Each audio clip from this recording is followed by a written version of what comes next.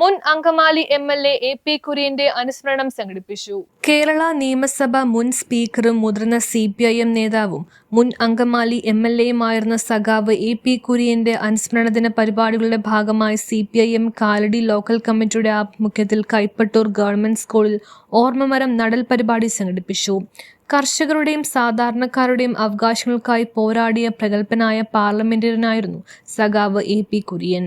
6ാം കേരള നിയമസഭയുടെ സ്പീക്കറായി പ്രവർത്തിച്ച അദ്ദേഹം ഈ പദവിയിലെത്തുന്ന ആദ്യ CPIM നേതാവ് കൂടിയാണ്. ചടങ്ങിൽ വാർഡ് മെമ്പർ പീറ്റർ ഈത്താപ്പീരി അധ്യക്ഷത വഹിച്ചു. CPM ലോക്കൽ കമ്മിറ്റി അംഗം MS സ്റ്റാലിൻ സ്വാഗതം പറഞ്ഞു. സഖാവ് APയുടെ സന്തത സഹചാരിയും ദീർഘകാലം ഗൺമാനുമായി പ്രവർത്തിച്ച ശിവദാസൻ മരം നട്ട് ഉദ്ഘാടനം നിർവഹിച്ചു. സഖാവ് Sivasankara Pillai sir, party area committee അംഗം PN അനിൽകുമാർ എന്നിവർ അനുസ്മരണ പ്രഭാഷണം നടത്തി. കൈപ്പട്ടൂർ ബ്രാഞ്ച് സെക്രട്ടറി ഉണ്ണികൃഷ്ണൻ നന്ദി പറഞ്ഞു. News bureau, Kalady. ഡിഗ്രിയോ ഡിപ്ലോമയോ എന്തുണ്ടായിട്ടെന്താ?